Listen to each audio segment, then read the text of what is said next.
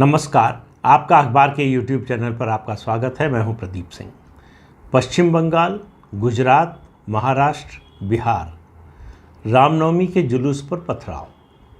ये सालाना रिचुअल बन गया है कि रामनवमी का जुलूस हो, दुर्गा पूजा का हो, सरस्वती विसर्जन का हो, हिंदुओं का कोई त्यौहार हो, वो शांतिपूर्ण ढंग से नहीं संपन्न किया जा सकता। क्यों? क्योंकि मुसलमानों को पसंद नहीं है।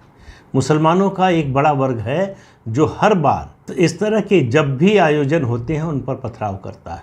उसे इस बात से कोई फ़र्क नहीं पड़ता कि लगभग 1000 साल से इस देश में मुसलमानों के किसी, चाहे वो मुहर्रम का जुलूस हो, ताजिया ले जाया जा रहा हो या कोई और समारोह हो, कभी एक कंकड़ भी नहीं फेंका गया। लेकिन हिंदुओं के त्यौहार पर नियोजित ढंग से पहले से तैयारी करके हमला होता है, पथराव किया जाता है। उसके अलावा अलग अलग तरीक़ों से जो है रोकने की कोशिश होती है। और एडमिनिस्ट्रेशन ज़्यादातर क्या कहता है कि मुस्लिम मोहल्लों से आपका जुलूस नहीं निकलना चाहिए। क्यों भाई? मुस्लिम मोहल्ले क्या पाकिस्तान में हैं? दूसरे देश में हैं? इस देश की सीमा में नहीं आते हैं? ये मुस्लिम मोहल्ले या मुस्लिम इलाका क्या होता है? सब भारतीय हैं। कोई किसी भी धर्म का, मजहब का, पंथ का त्यौहार हो, सबको मनाने की छूट है। और दूसरों को जो है अगर उनको पसंद नहीं है तो भी जो है उसका मतलब ये नहीं है कि आप उस पर उसके खिलाफ हिंसा करें। आखिर क्यों? ये हिंदुओं की जो सदाशयता है, हिंदुओं की जो टॉलरेंस है, सहिष्णुता है, उसकी परीक्षा है। पिछले 1000 साल से ज़्यादा समय से हिंदुओं पर ये अत्याचार हो रहा है। जो लोग कहते हैं कि ये इन घटनाओं को लेकर 2024 के लिए हिंदू पीड़ित है, ये मुद्दा बनाया जाएगा, विमर्श बनाया जाएगा, उनको शायद इतिहास मालूम नहीं है। ये 1000 साल से ज़्यादा समय से चल रहा है।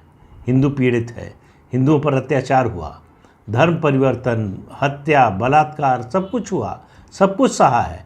और उसके बाद 1947 में देश का 1/3 हिस्सा दे दिया। क्यों दे दिया? मुसलमानों ने कहा कि हम हिंदुओं के साथ नहीं रह सकते। देश का बंटवारा हो गया। 2 मुस्लिम देश बना दिए इसी देश में से निकाल के। इसके बावजूद इस तरह का रवैया है। तो जब इस तरह की घटनाएं होती हैं तो उसका 2 ही कारण होता है। एक कि उस प्रदेश की जो सरकार है, राज्य सरकार है, उसका संरक्षण प्राप्त है ऐसे तत्वों को।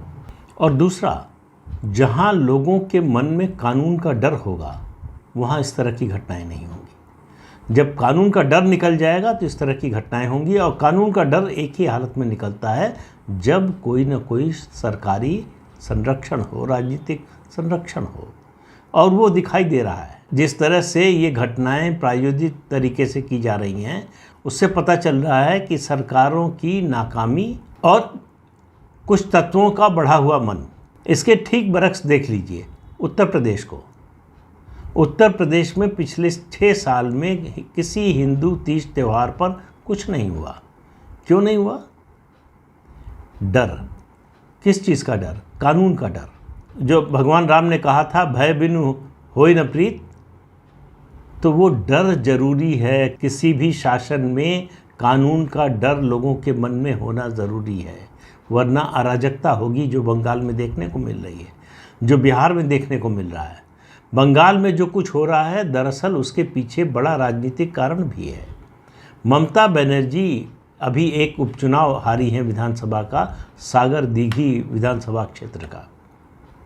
मुस्लिम बहुल इलाका है और मुसलमान ममता बनर्जी के साथ हैं। इसके बावजूद चुनाव हार गई, कांग्रेस पार्टी जीत गई। उनको मुसलमानों को खुश करना है। उनको उनके मन में ये डर है कि ऐसा न हो कि सीपीएम और कांग्रेस के साथ मुसलमान चला जाए, मुसलमान बंट जाए, और मुस्लिम वोट अगर बटेगा तो बीजेपी को जीतने से कोई रोक नहीं सकता बंगाल में। ये डर उनका जो है वो संरक्षण दिला रहा है। विपक्ष के नेता शुभेंदु अधिकारी इस मामले को लेकर हाई कोर्ट गए। वो रिट दायर करना चाहते हैं, इसकी अनुमति चाहते थे, हाई कोर्ट ने दे दी है। पूरी उम्मीद है कि सोमवार को इस पर एक याचिका दायर होगी। मांग की जा रही है कि इसकी जांच सेंट्रल एजेंसी से कराई जाए।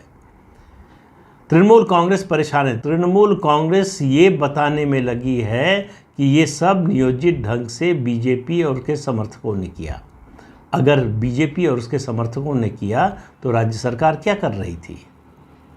राज्य सरकार को अगर पहले से पता था तो उसने रोकने का इंतज़ाम क्यों नहीं किया?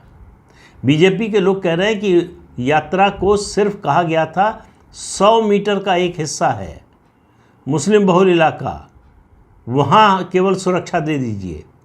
राज्य सरकार वो भी नहीं कर पाई। इस तरह से हिंदू तीज त्योहारों पर, हिंदुओं के पर्व पर, शोभा यात्रा पर, जुलूस पर हमला होना, और उसके बाद कहा क्या जाता है हिंदू सांप्रदायिक है और मुसलमान धर्मनिरपेक्ष है, इसलिए मुसलमान की जो को संरक्षण मिलना चाहिए, उसकी मदद करनी चाहिए, हिंदुओं के खिलाफ केस होने चाहिए। आम तौर पर जब भी इस तरह का सांप्रदायिक तनाव होता है तो एडमिनिस्ट्रेशन का जो तरीका होता है कि दोनों तरफ से बराबर बराबर लोगों को गिरफ्तार कर लो। पश्चिम बंगाल में इससे अलग होता है, बिहार में भी इससे अलग होता है। वहाँ जो विक्टिम हैं हिंदू, जिन पर पथराव हुआ, जिन पर आक्रमण हुआ, वही लोग ज़्यादा गिरफ्तार किए जाते हैं।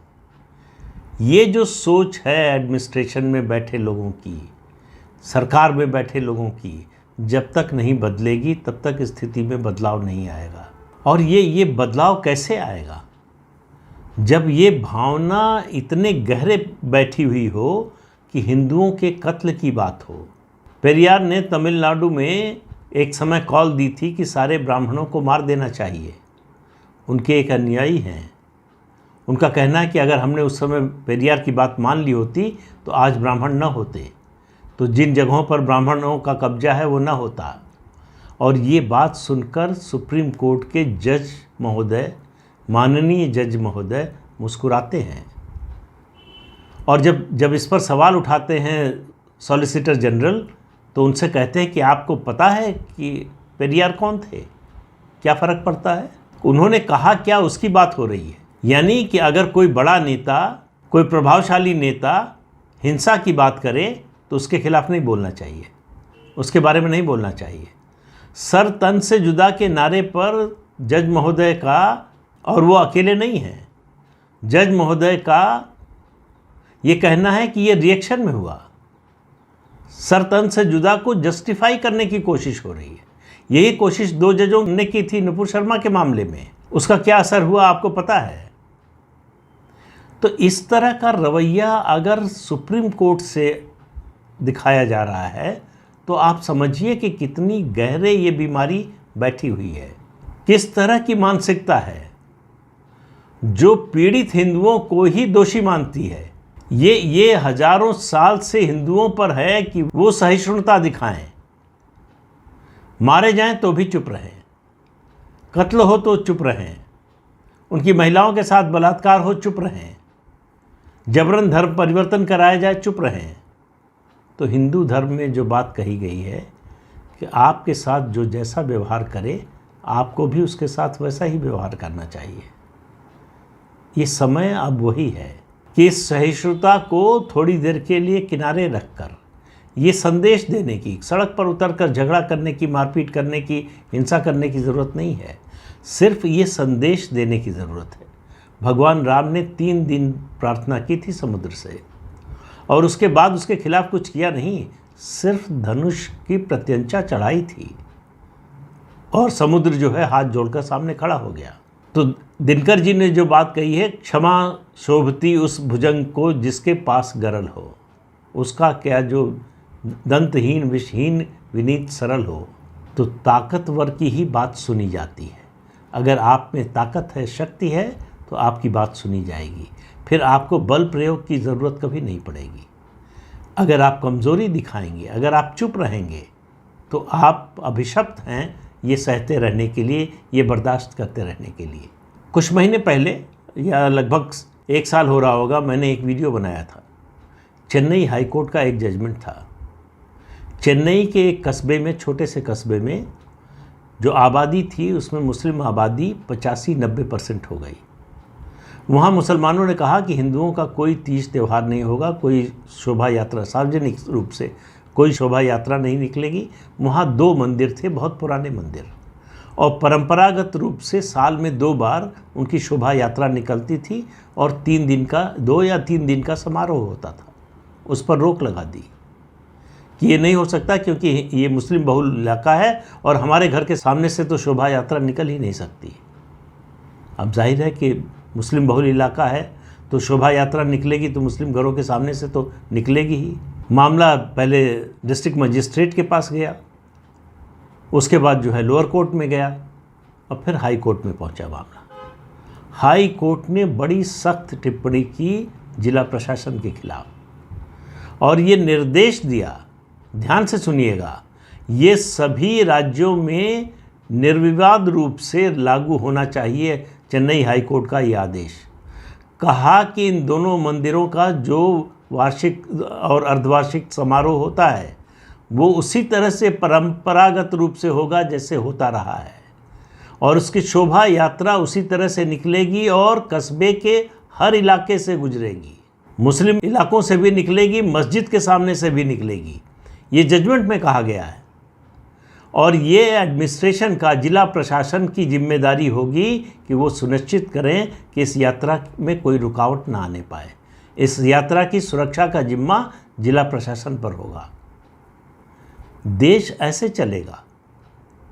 देश इस तरह से नहीं चल सकता कि ये मुस्लिम इलाका है, इधर से मत चलो, इधर मत जाओ, इधर शंख मत बजाओ, इधर जो भगवान की प्रार्थना मत करो, इधर से हिंदू जुलूस मत निकालें।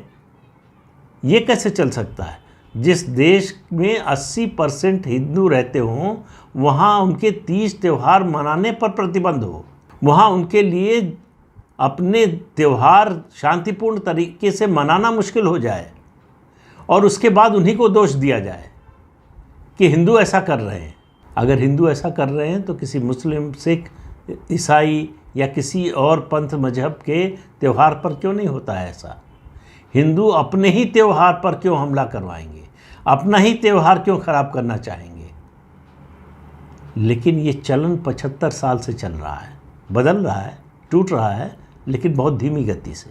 प्रशासन होना चाहिए जिस तरह का उत्तर प्रदेश में है योगी आदित्यनाथ का, कि सबके लिए समान अवसर है, सब अपने तीज त्यौहार जो हैं शांतिपूर्ण तरीके से मना सकें, कोई किसी तरह का व्यवधान नहीं डालेगा। और इसके लिए कोई गोली नहीं चलानी पड़ी, कोई सेना नहीं बुलानी पड़ी, कोई तोप नहीं लगानी पड़ी। एक मैसेज पॉलिटिकल विल का, जो सत्ता में सबसे ऊपर बैठा है यानी मुख्यमंत्री है, उसकी पॉलिटिकल विल का सवाल है कि जो गलत करेगा उसके खिलाफ एक्शन होगा। बस इतना सा संदेश देने की ज़रूरत है कि किसी को बख्शेंगे नहीं, कोई हमारा फेवरेट नहीं है। गलत किया है तो अंदर जाओगे, गलत किया है तो कानूनी कार्रवाई होगी। जब तक ये माहौल नहीं बनेगा तब तक इसी तरह से ये घटनाएं होती रहेंगी, निर्दोष लोग मारे जाते रहेंगे और राजनेता अपनी राजनीति करते रहेंगे। तो पश्चिम बंगाल सांप्रदायिकता की प्रयोगशाला बन गई है कि किस तरह से हिंदुओं को पीड़ित किया जा सके, और उसका इतिहास है, अतीत है। डायरेक्ट एक्शन डे की कॉल यहीं से दी गई थी, कोलकाता से ही, जब हिंदुओं का कत्लेआम हुआ था।